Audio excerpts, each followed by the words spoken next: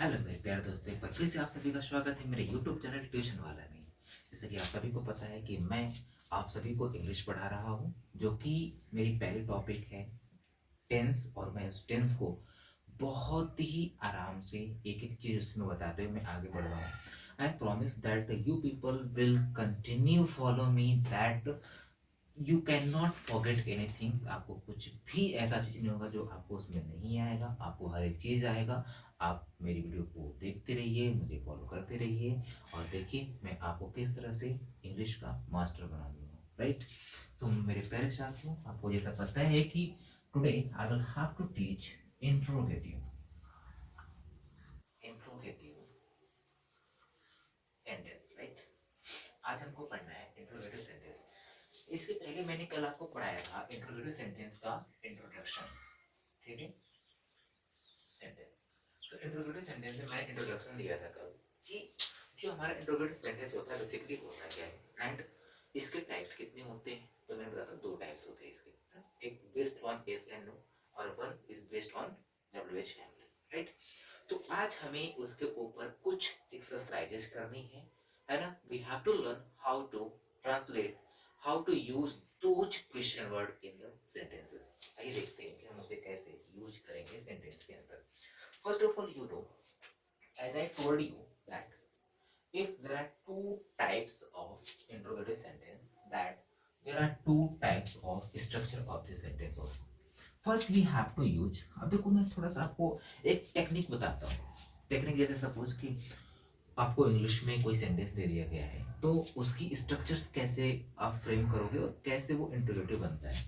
तो उसके लिए देखिए सबसे पहले हम क्या यूज करते हैं, सब्जेक्ट यूज करते हैं, ठीक। क्योंकि आपको सबसे पहले मैंने आपको बताया था कि सबसे पहले हम क्या यूज करते हैं, सब्जेक्ट यूज करते हैं। इसके बाद हम वर्ब यूज करते हैं, वर्ब में एस और ईएस लगाते हैं। उसके बाद हम ऑब्जेक्ट यूज करते हैं, ठीक। ये हमारा हो गया पॉजिटिव सेंटेंस। ये क्या हो गया हमारा, ये हो गया पॉजिटिव सेंटेंस, राइट। ये हमारा हो गया पॉजिटिव सेंटेंस। अब देखिए अगर हमें इसको निगेटिव बनाना होगा, that what we have to do. तो first you have to use subject plus do and does. इसमें हम क्या यूज करेंगे, डू और डच यूज करेंगे। और जब हम डू और डच यूज करेंगे then we have to use the first form of the verb. तो हमें वर्ब की फर्स्ट फॉर्म लगानी होती है इन नाउ ऑब्जेक्ट। तब हम क्या लगाएंगे, object. It is known as, sorry sorry sorry, I am telling about negative. So after this we have to use not, then verb in first form and plus object, ठीक है। तो ये हमारा जो बनेगा वो बनेगा निगेटिव। क्या बनेगा, निगेटिव सेंटेंस बनेगा। मेरे प्यारे साथियों, अब यहीं पे आपको ध्यान देने की जरूरत है, that we have to pay attention on this, that how we have to make the first type of interrogative sentence and how this will be converted into the second type of interrogative sentence. The first type of interrogative sentence, what we have to do, we have to take out this helping verb or the auxiliary. And yesterday I taught that if your sentence has been started by using do and does or any kinds of the auxiliary verb will known as the first type of interrogative sentence. Is that clear or not? Okay. तो ये जो हमारा do and Dutch है, आपको करना क्या है, just take out this do and does and use first of the sentence. तो what it would be the structure, first of all you have to use do and does, right. Do and does, think about it, that if you people are using this do and dutch first of the sentence, जब यहां से आप इसको बाहर निकाल लोगे तो अंदर क्या बचेगा, तो अंदर बचेगा आपका सब्जेक्ट, अंदर बचेगा सब्जेक्ट। इसके बाद देखो बचा है नॉट, इसके बाद बचेगा verb in first form, then object बचेगा। और now it's mandate to use interrogation symbol to make a interrogative sentence, right. It is the first type of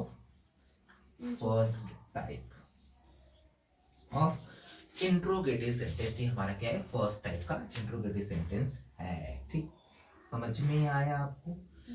Now we have to make this first type of interrogative sentence into second type of interrogative. So what we have to do in the last things, I'm going to tell you how and what it would be the structure to make second type of interrogative sentence क्या बनने वाला है दोस्तों? तो देखो, ये जो आपका फर्स्ट टाइप का इंट्रोगेटिव सेंटेंस है from here to here, okay, just you have to copy. क्या करना है? इसको कॉपी करना है। करो कॉपी। पहले देखो, do and does plus subject plus not.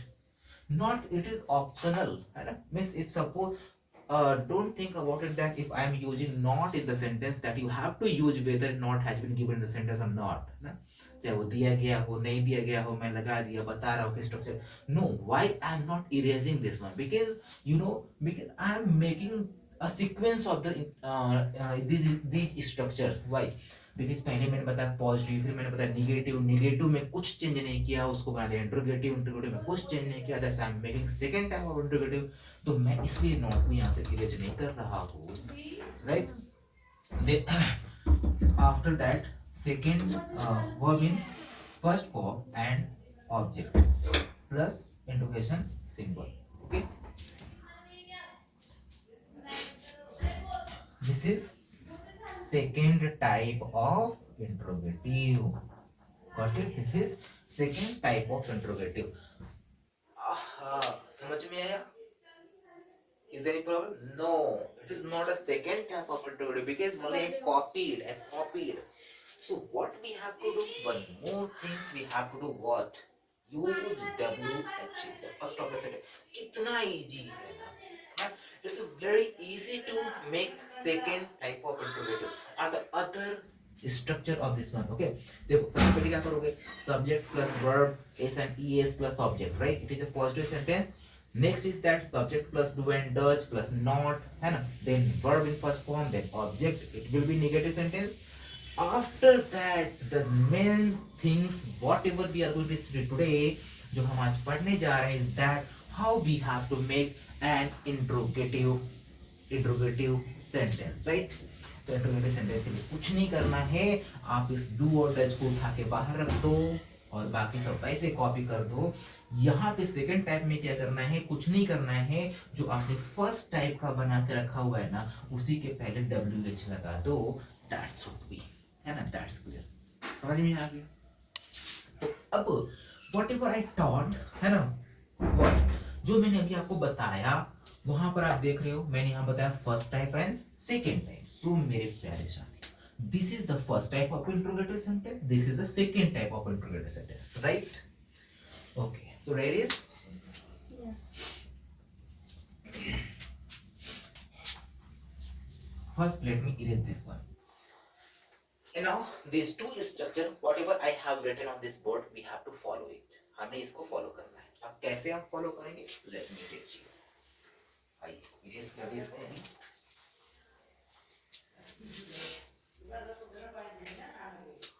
Here, do and Dutch plus subject plus verb should be in first form plus object, and now question, है ना? Question mark.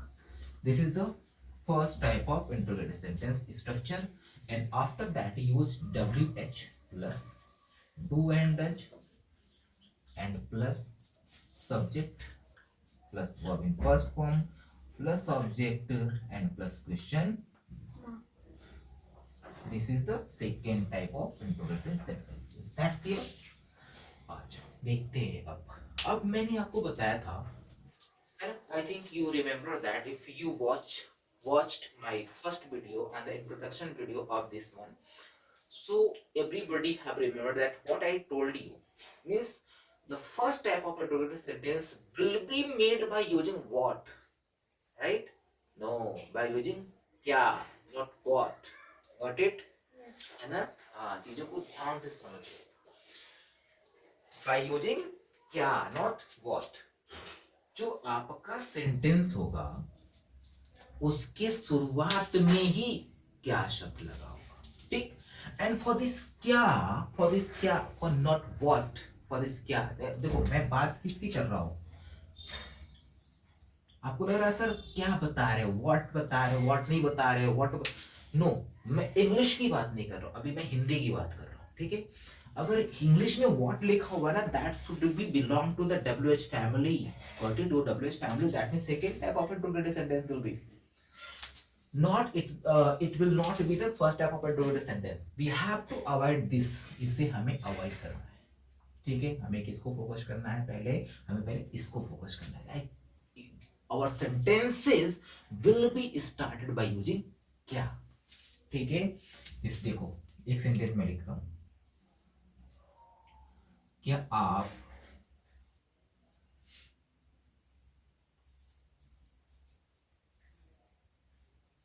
मूवी देखते हो? क्या आप मूवी देखते हो? अब देखो मैंने यहाँ पे क्या लगाया है, शुरुआत में क्या लगाया. Got it? मैंने क्या लगाया है? क्या.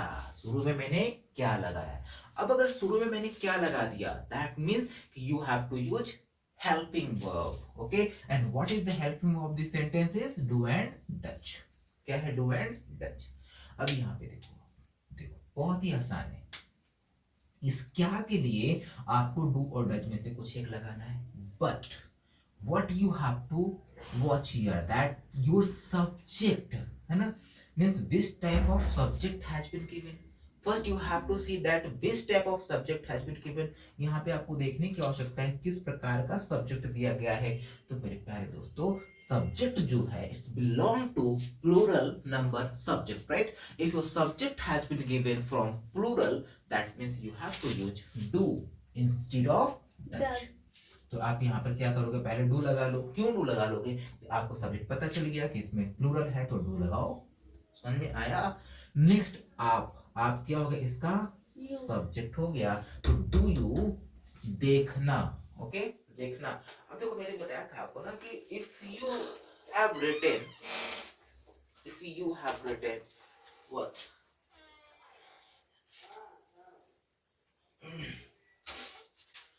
if you have written the subject in the sentence that follow from back side, आप पीछे से follow करते हुए चले आओ ना, one by one. You will not have to think about this structure while you follow from the back side. आप back side से follow करो.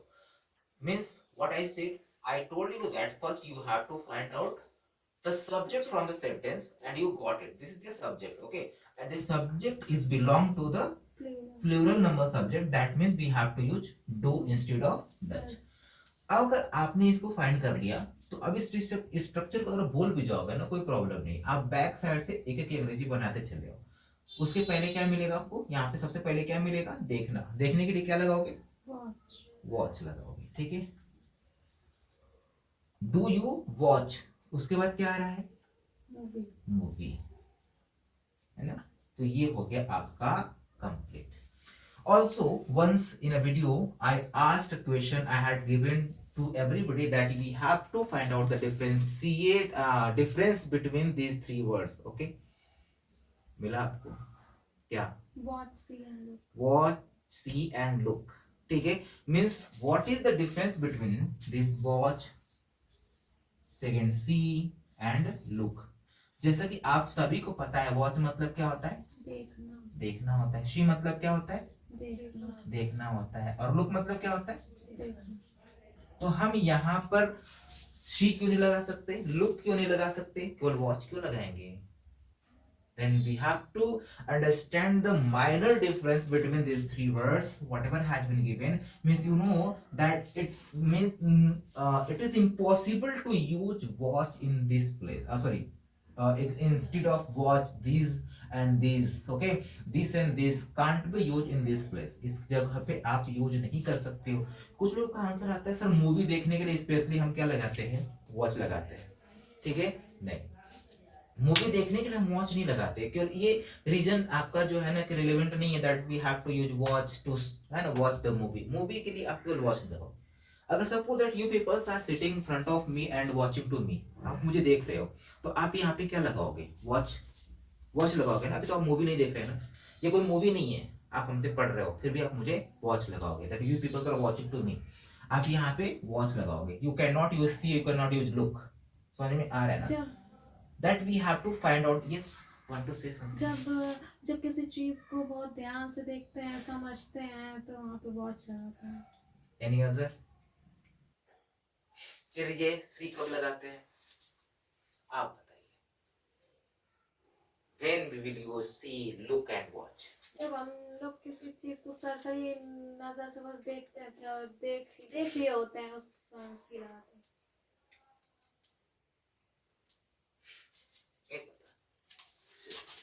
देख लिए होते हैं तो सी लगाते हैं, समझते हैं, ध्यान से देखते हैं तो वॉच लगाते हैं, लुक कब लगाते हैं? जब हम उसे देखते रहते हैं ध्यान से, तो फिर वॉच कब लगाते हैं? आप हमको ध्यान से तो देख रहे हो, आप यहाँ पे लुक लगाओगे, वॉच लगाओगे, सी लगाओगे, वॉच लगाएंगे, लुक कहाँ लगाएंगे?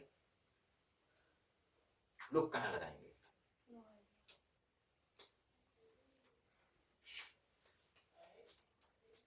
बट कोई पढ़ाता है तो कहता है look at here. Look at here, but why? Why look at here? Why he did not say that watch at here? Why he did not say that see at here? Why he told only look at here? Hmm? अच्छा नहीं लगता है। अच्छा नहीं लगता है तो आप ऐसे लगाओगे। चलो इरेज करते हैं ना। जैसे जो तुरंत हो इसके बाद या 2 सेकंड बाद या 3 सेकंड बाद हट जाए उसे उसके लिए लुक कहते हैं। नहीं, ऐसा कुछ नहीं। 2 सेकंड 3 सेकंड के बाद, अभी देखिए मैं इंट्रोगेटिव पढ़ा रहा हूँ, है ना। इंट्रोगेटिव के बाद आप मुझे याद दिलाएगा, मैं आपको बताऊंगा कि इन दोनों तीनों के अंदर डिफरेंस क्या है, ठीक है, इन नेक्स्ट वीडियो, है ना। First try to search, you people just try to search. Next second, क्या आप उसे जानते हैं? क्या आप उसे जानते हैं? बताइए। Do you know him? Do you know him? Good, do you know him. क्या के लिए हम क्या लगाएंगे? डू, है ना। इस क्या के लिए हम डू लगाएंगे, है ना। We will not have to write what. If we will write what, that it would be converted into second type of interrogative sentence, ठीक है। Do you know him? No him, ठीक है, डू यू नो हिम। तो I hope that you people understood how to translate the first type of interrogative sentence from Hindi to English. समझ में आ गया, ठीक है। Let's move in the second type of, second type को समझते हैं, इसमें क्या है। आप उसे क्यों पढ़ाते हैं? आप उसे क्यों पढ़ाते हैं? What is the difference? Just watch here that. What is the difference? I told you that you have to focus on what, not what. क्या पे फोकस करना है। जो ये शब्द है ना पूरे इंग्लिश में, जो केवल ये शब्द है, अगर ये शब्द आपका सबसे पहले यूज किया गया है तो इसके लिए आपको डू और डज लगाना है। इस क्या के अलावा दुनिया का कोई भी क्वेश्चन वर्ड अगर है और वो भले ही पहले लगेगा, लेकिन इस क्या के अलावा कोई और लग जाएगा तो आपका फर्स्ट टाइप का इंट्रोगेटिव सेंटेंस नहीं बना पाएगा, ठीक है। Only by using what you can answer in yes और नो। अगर आप व्हाट के अलावा कुछ लगाते हो तो आप आंसर यस और नो में नहीं कर सकते हो, ठीक है। अब यहाँ पर देखिए, इन दिस सेंटेंस आप उसे क्यों पढ़ाते हैं, ठीक है। First of all we have to find out that what is the interrogative word in this one, है ना। yesterday I made you write at least 25, more than 25 or 25, है ना, क्वेश्चन वर्ड्स मैंने आपको बता दिया है, ठीक है। तो just you may move and watch my previous video, introduction video of this interrogative sentence. वहां पर आपको सारे क्वेश्चन वर्ड जो भी होते हैं इंग्लिश में सब एक जगह पे मिल जाएंगे, ठीक है। तो यहाँ पे क्या लिखा हुआ है? क्यों। क्यों, अब क्यों इज दैट इंट्रोगेटिव वर्ड और interrogation word. What we have to do, and for that आप देखो इसको भूल जाओ, पहले इसे भूल जाओ। आप इसको ऐसे बनाओ कि आप उसे पढ़ाते हो। अब ऐसे बनाओ उसको, क्या आप उसे पढ़ाते हो, पहले इसको ऐसे ट्रांसलेट करो, क्या आप उसे पढ़ाते हो। अगर सेंटेंस इस तरह से होता, क्या आप उसे पढ़ाते हो, तो कैसे बनता? Think about it. क्या आप उसे पढ़ाते हो? Do you teach him? Good. आप बनाएंगे डू यू टीच हिम, ठीक है। Do you teach him, and what we have to do some difference to make second type.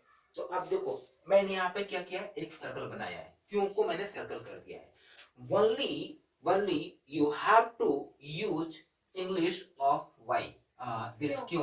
क्यों, अब इसको छोटा कर दो थोड़ा, डू, और यहाँ पे लगा दो वाई। आया समझ में? हो गया second type of interrogative. It's very easy, right? बहुत आसान है समझना, बहुत आसान है करना। That's what, you know, before starting this video I make all the structure on this board. मैंने बना दिया था, सारे स्ट्रक्चर इस बोर्ड में बना दिया था, समझा दिया था आपको कि क्या करना है, आपको क्या करना है। Listen, means I did not do any different things. मैंने यहां से इसको उठा लिया, देखो इसको मैंने उठा लिया, क्या आप उसे जानते हैं? अगर इसी चीज को मैं कहता कि आप उसे क्यों जानते हैं, है ना, आप उसे कैसे जानते हैं, अगर सपोज ये, अगर मैं यहां से क्या, या फिर इसी सेंटेंस को मैं ऐसे बना दूं, आप उसे कैसे जानते हैं, ठीक है, यहां पे लिख दूं मैं कैसे जानते हैं, तो ये क्या हो गया आपका सेकेंड टाइप का इंट्रोगेटिव हो गया। अब सेकेंड टाइप का इंट्रोगेटिव हो गया, यहां से आप यहां से पढ़ो, आप उसे कैसे जानते, इसको अभी आप हाइड कर लो, यहां पे लिखो आप उसे कैसे जानते। तो अगर आपको इसको अगर कैसे नहीं था तो क्या था, क्या आप उसे जानते हैं, तो इसकी इंग्लिश क्या थी, यहाँ से डू यू नो हिम, लेकिन यहाँ मैंने लिख दिया कि आप उसे कैसे जानते हैं, बस हाउ लगा दो, how do you know him. समझ में आया, है ना? इट्स वेरी इजी, समझ में आया होगा सभी को। अब थोड़ा सा हम इसको क्रिटिकल बनाएंगे। आइए,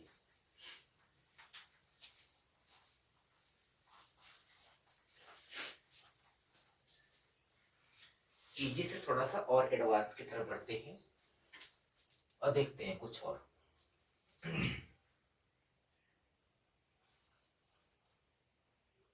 आप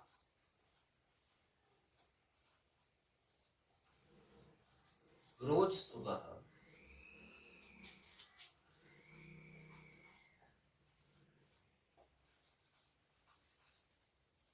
कहाँ कहाँ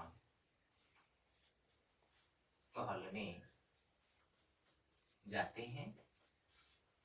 आप रोज सुबह कहाँ कहाँ टहलने जाते हैं? Translate this sentence, try to translate. आप रोज सुबह कहाँ कहाँ टहलने जाते हैं?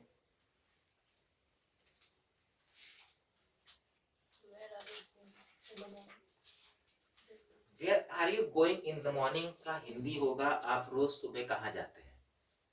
मैंने यहाँ पे लिखा है कहाँ कहाँ जाते हैं, that means I want to know the more than one place. मैं आपसे एक से ज्यादा प्लेस की बात कर रहा हूँ। आपने क्या क्या खाया, तो I do not want to know that आपने क्या खाया, मैं जानना चाहता हूँ आपने क्या क्या खाया। ठीक है, आज आप मेले में गए थे, आपने क्या क्या खाया। आपके घर पे कुछ लोग दिख रहे थे, कुछ मेहमान आए थे, कौन कौन आया था उसमें, कौन कौन आया था। I do not want to know about a single person, I want to know about each and every person, how many people have arrived here, है ना। आपके घर पे जितने लोग आए थे मैं उन सभी के बारे में जानना चाहता हूँ, दैट कौन कौन आया था, मामा मामी चाचा चाची। ठीक है, तो आपको अगर इस तरीके से बताना है कि कौन कौन आया था, देन ये आपको लगाना पड़ेगा क्या क्या, कौन कौन, कहाँ कहाँ, कब कब। ठीक है, आप कब कब पढ़ते हो, अगर आप कब पढ़ते हो, आपने किसी से पूछा आप कब पढ़ते हो तो आपको एक टाइम बताएगा। अगर आपने उससे पूछा आप कब कब पढ़ते हो तो आपको कई टाइम बता देगा। मैं सुबह पढ़ता हूँ, दोपहर पढ़ता हूँ, शाम को पढ़ता हूँ, रात में पढ़ता हूँ, ठीक है ना, वो आपको कई टाइम बताएगा। लेकिन अगर आप उससे ये पूछो आप कब पढ़ते हो तो फिर एक टाइम बताएगा। समझ में आ रही है बातें? ठीक, चलिए आइए, तो यहाँ पे लिखा हुआ है सॉरी, टहलने।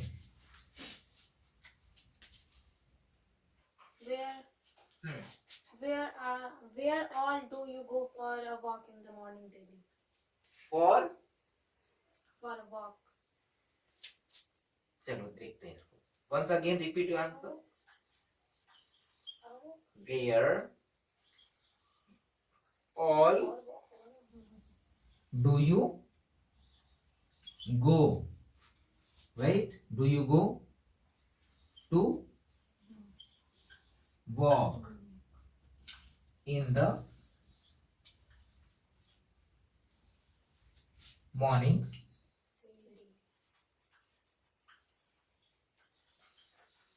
daily, right? You told me that for a walk, is this right? For walk, yes, it's right. Okay, if you are using this article before this walk, na, you are using the article before this walk, that means you are showing that walk is a noun, right? Walk is a noun.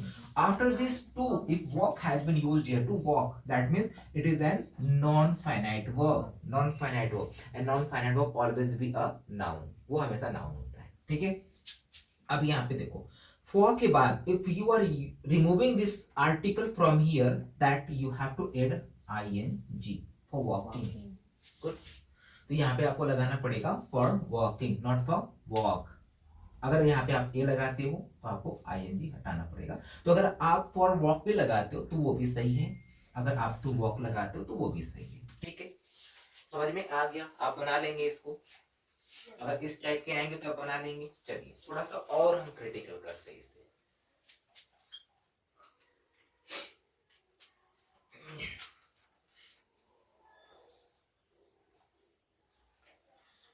Sorry,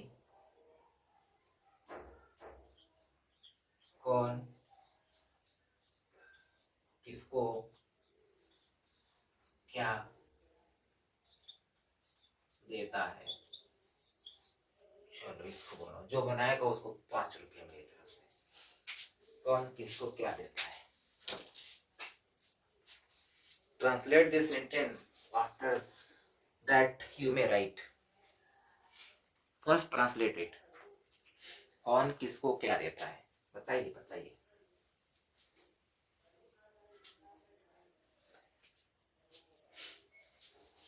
आप बताइए. What is question word in this sentence? What is question word? क्या? क्या? क्या is question word? Then किसको? Also question word. Then कौन? वो भी question word है. So what is subject? What is subject? What is object? What is verb? How we can make it? It's the both these three words, whatever has been given in the sentence, if everyone are question word, तो फिर subject कहाँ है? Object कहाँ है? And without subject we cannot make a sentence, or without subject we cannot use any verb. समझ में आ रहा है? समझ में आ रहा है? I am talking to you also. समझ में आ रहा है? इसको आप बना लोगे? नहीं. आइए पहले समझाता हूँ आपको, इसके बाद मैं इसको ट्रांसलेट करूंगा. I think you peoples are only studying with me, है ना? But every day you peoples are forgetting other things. आप भूलते जाते हैं, पढ़ते जाते हैं, भूलते जाते हैं. तो the best thing that everybody have to revise, है ना? आप उसको रिवाइज करते रहिए. रिमेंबर द फर्स्ट, है ना? First when I start this one, पहली बार जब मैंने स्टार्ट किया था to teach tense, so I made you understand about the subject, about object. Okay, so I think if you remember that I told you कि subject क्या होता है, मैंने आपको बताया था subject क्या होता है. subject एक ऐसा वर्ड है जिसको हम दो तरह से पहचानते हैं. या तो वो क्या होगा? डूअर होगा, ठीक है, या तो विल टॉक अबाउट. हम उसके बारे में बात कर रहे हैं. समझ में आ रहा है ना? What is the subject about which we all are discussing right now? The subject is that English. Okay. Once we can call it English as an object. Why? Because English is the thing which is used to receive the action whatever the has been done by subject. जो subject काम कर रहा है ना, उसका प्रभाव किसके ऊपर पड़ रहा है? इंग्लिश के ऊपर पड़ रहा है. उसका प्रभाव किसके ऊपर पड़ रहा है? आप लोगों के ऊपर पड़ रहा है. समझ में आ रहा है ना? तो आप लोग क्या हो गए? ऑब्जेक्ट हो गए. इंग्लिश क्या हो गया? ऑब्जेक्ट हो गया. But what is the topic about which we are talking? कौन से टॉपिक है? वो टॉपिक है इंग्लिश, है ना? वो मुद्दा क्या बना आपका? English is a topic. English is the subject by which about which we are talking. उसकी बात कर रहे हैं. उस तरह से देखो तो. लेकिन यहाँ पर एक तरीके से आप देखो कि who is the doer. Doer कौन है? Who is teaching right now? कौन पढ़ा रहा है? I am teaching. तो मैं पढ़ा रहा हूँ, that means I am a doer. ये हो गया. ये क्या हो गया? सब्जेक्ट हो गया. काम करने वाला हमेशा क्या होता है? सब्जेक्ट होता है. और किसी चीज के बारे में आप बात करो वो भी क्या हो जाता है, सब्जेक्ट हो जाता है. Just suppose that I am talking, this is the marker. तो marker is an subject to talk. इसके बारे में बात करें, मार्कर बहुत अच्छा है, मार्कर ग्रीन ब्लू कलर का है, ठीक है. तो इसकी हम बातें कर रहे हैं, दैट मीन्स ये क्या हो गया, आपका एक टॉपिक हो गया about which we all are discussing. तो ये हमारा क्या है, टॉपिक. तो इट इज ए सब्जेक्ट. अब देखो सेंटेंस के अंदर हम कैसे पहचानेंगे. हम तो यहाँ पे जानेंगे कि ठीक है, काम करने वाला हमारा सब्जेक्ट होगा और जिसके बारे में बात करेंगे वो हमारा सब्जेक्ट बनेगा. But in the sentence, in this one it is a problem to find, है ना, find out the subject in this sentence. अब देखने से लग रहा होगा कि सभी तो क्या है, क्वेश्चन वर्ड है, सभी तो क्वेश्चन वर्ड है. तो सब्जेक्ट कहाँ है यहाँ पर, सब्जेक्ट है यहाँ पर, क्योंकि अगर मैंने सेंटेंस बना दिया है ना तो सब्जेक्ट है इसके अंदर. अब देखो, to find out the subject we have to use one question word. हमें एक क्वेश्चन वर्ड यूज करना होता है और उस क्वेश्चन वर्ड का नाम है, समझ में आया, हु. कौन किसको क्या देता है, हु समझ में आ रहा है अब आपको. तो हु क्या बना, इसका सब्जेक्ट बन गया. समझ में आ रहा है ना, ठीक है. Who is an subject of this sentence, subject of this sentence. अब प्रॉब्लम आती है ऑब्जेक्ट की. आइए ऑब्जेक्ट को समझ लेते हैं. Object, as you know that I taught and I told you that there are two types of object. Basically दो प्रकार के ऑब्जेक्ट होते हैं. First is known as direct object. एक को कहते हैं डायरेक्ट ऑब्जेक्ट और दूसरे को कहते हैं इनडायरेक्ट ऑब्जेक्ट. ठीक है, इनडायरेक्ट ऑब्जेक्ट कहते हैं. अब जो डायरेक्ट ऑब्जेक्ट होता है वो क्या होता है, डायरेक्ट ऑब्जेक्ट है ना, always is known as non living things. ये क्या होता है, ये नॉन लिविंग थिंग्स होता है. ठीक, this is non living and this is living things. ये लिविंग थिंग्स होते हैं. जितने भी नॉन लिविंग थिंग्स होते हैं, जैसे मार्कर क्या है, नॉन लिविंग थिंग्स है, it is an object, right. यहाँ पे जितने भी आपको नॉन लिविंग थिंग्स दिखाई दे रहा है, सभी सभी क्या है, ऑब्जेक्ट है. तो एक तो हो गया नॉन लिविंग. और आप भी क्या हो, है ना, before this right I made you understand about it that you people are receiver the action. आप क्या हो, एक्शन को रिसीव करने वाले हो. ठीक है, जो एक्शन यहाँ पे चल रहा है, जो एक्शन मैं कर रहा हूँ, आप उस एक्शन को रिसीव कर रहे हो. That means you are the receiver of the action, means you are subject, sorry object. आप सभी क्या हो, ऑब्जेक्ट. तो यहाँ पे देखो, मैंने आपको ये बताया, ये दो टाइप्स के अगर ऑब्जेक्ट है तो इन दोनों को फाइंड करने के दो तरीके भी होंगे. अब पहला तरीका क्या है, to find out the direct object by using what. जब हम सेंटेंस के अंदर व्हाट लगा करके क्वेश्चन करते हैं तो वो हमें मिलता है ऑब्जेक्ट. ठीक है.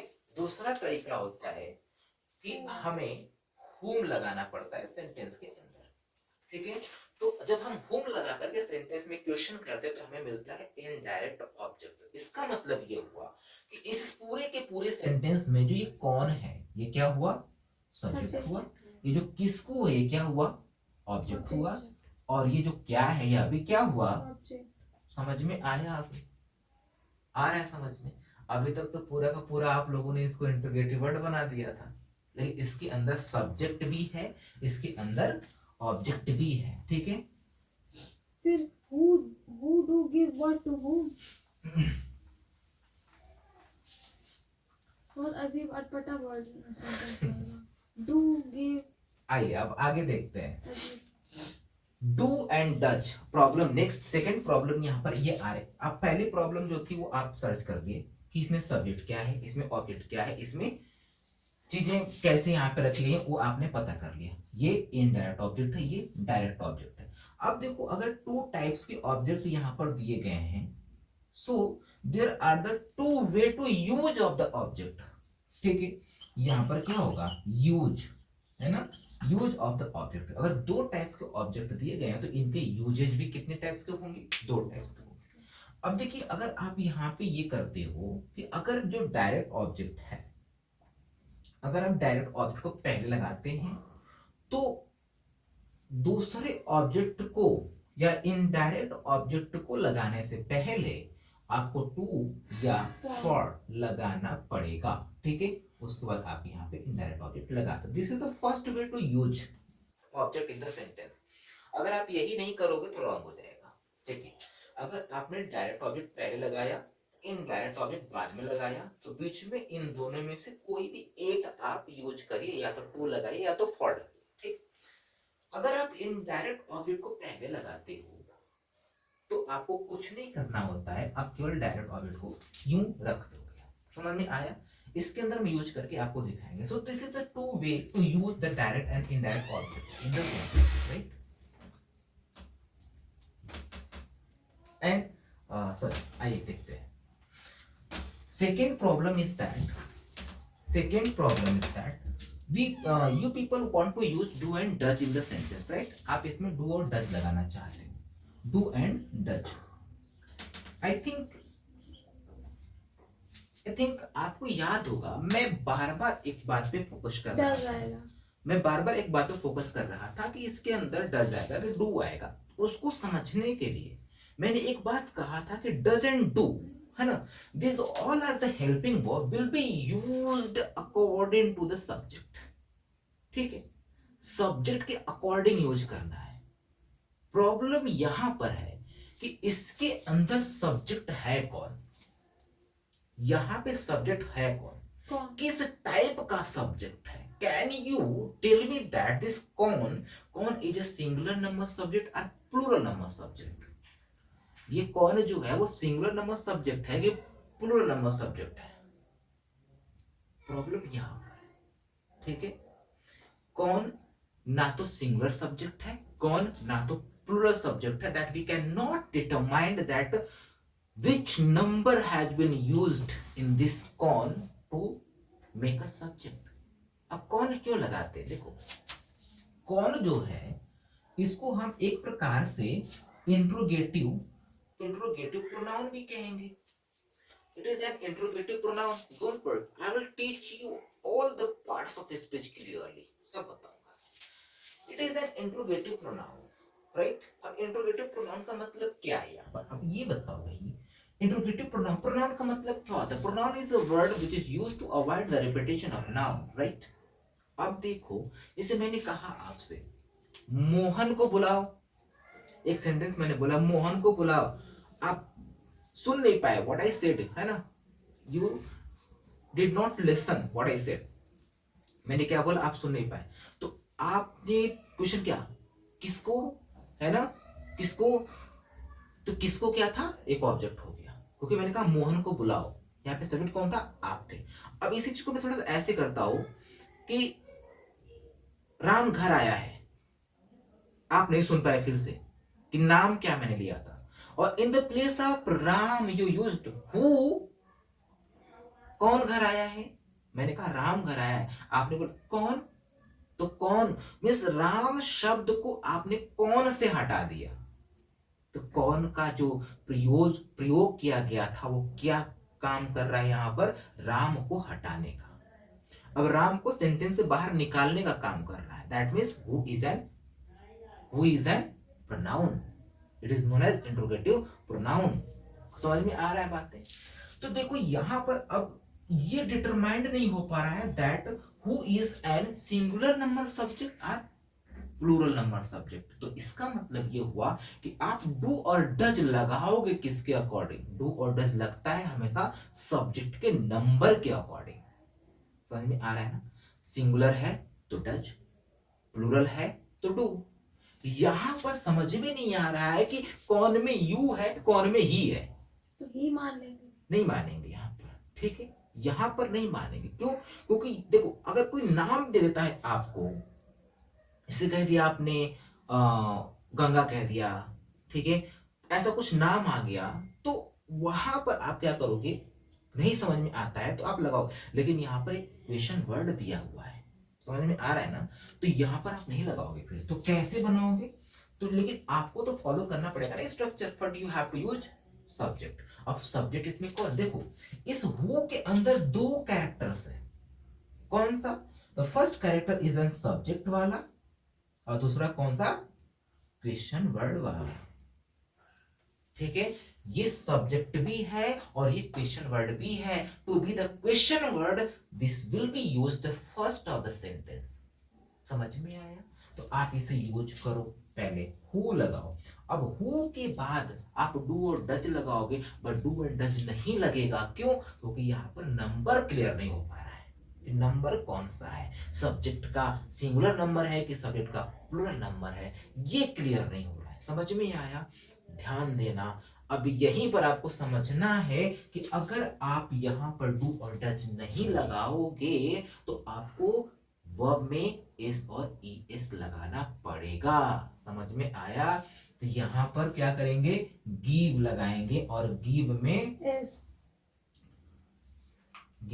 एस लगाएंगे। ही गिव्स, और दो तरीके के यूजेस मैंने आपको समझाया था, ठीक है, तो उसमें आप लगा लो व्हाट टू होम। समझ में आया? मजा आ रहा है ना? ठीक है, समझ में आया? इंटरेस्टिंग सेंटेंस मैंने बोला था ना, मैं ऐसे ऐसे सेंटेंस उठा उठा के मारूंगा ना, ठीक है, कि आप घूम जाओगे। लेकिन आई प्रॉमिस कि आपको एक एक चीज समझा के जाऊंगा कि कैसे आप बनाओगे। कितना भी टेढ़ा आपका सेंटेंस आएगा ना, just follow me, you will learn how to make. कैसे बनाएंगे इसको हम सिखा के रहेंगे आपको। चलो, अब आप कहोगे अब दीजिए देखिए मैं कैसे उड़ाता हूँ। आ जाओ, देख के देखता हूँ ये कहाँ तक सीखे हो।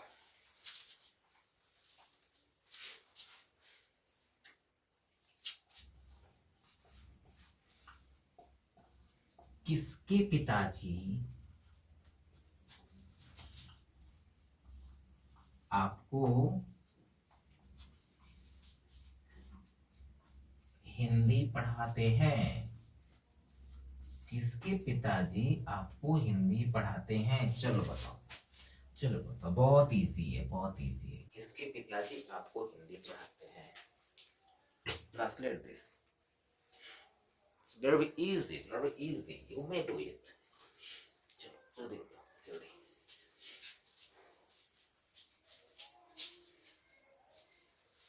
जल्दी बताओ, जल्दी।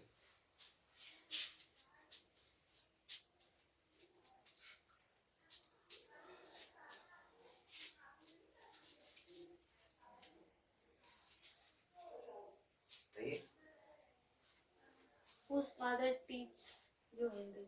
Teaches not teach. Teaches. Teach क्यों? क्योंकि मतलब इसमें वो नहीं लगा पा रहे हैं, सब्जेक्ट के अकॉर्डिंग पता नहीं है किसके क्या कौन है। Father is teaching, father is to teaching, does नहीं लगा रहे। Father is teaching. I told you that if the subject has been given that you have to use do and does. Whose Father father is teaching. does teach you? I do not know. Just I'm think about it. confused. You people just think that what it would be the correct sentence in English. आइए मैं बताता हूँ आपको. You are right, absolutely you are right. So किसके पिताजी, अब यहाँ पे देखो प्रॉब्लम ये है कि this is what, आपको याद है ना, कल मैंने आपको बताया था और इसमें मार्क किया था किसके ऊपर, किसके के ऊपर। And I also remind you, just mark it, okay? इसके ऊपर मार्क करो। मैंने बताया था कि जो किसके है ना, इसके साथ कोई ना कोई नाउन लगता है। अब यहाँ पे देखो, जो ये पिताजी है ना, ये किसके के साथ जुड़ गए और इस किसके के साथ जुड़ के पिताजी बन गए इंट्रोगेटिव।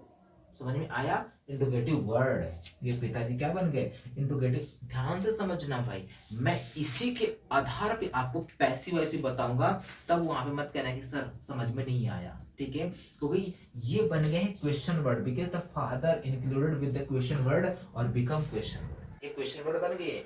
अब यहाँ पे देखो, आपको क्या है, ये ऑब्जेक्ट है, हिंदी क्या है, ये ऑब्जेक्ट है, ठीक है? This is an direct object, this is an indirect object, और पढ़ाना क्या होगा, इसका वर्ब हो गया, ठीक है? चलो अब देखो ट्रांसलेट कैसे करेंगे। Whose father teaches you what? Hindi. Whose father teaches you Hindi. समझ में आया? टीचेज में, टीच में हम ईएस लगाएंगे, टीचेज यू हिंदी बनाएंगे, ठीक है? चलो मैं एक सेंटेंस आपके लिए देता हूं, आप इसे ट्रांसलेट करना और कमेंट बॉक्स में बना के बताना, ठीक है? आप इस प्रश्न को किस प्रकार से हल करते हैं. Okay, my dear friends, this is the homework for everybody. You have to translate and comment it in the comment box. आप वहाँ पे आप इसको ट्रांसलेट करके बताओ. Really, I will reply that your sentence is right or wrong. Okay, फिर मिलेंगे हम एक नेक्स्ट वीडियो में बहुत ही बेहतरीन सेशन के साथ, तो बहुत ही बेहतरीन सेंटेंसेस के साथ. We will meet again tomorrow. Okay, thank you. Bye.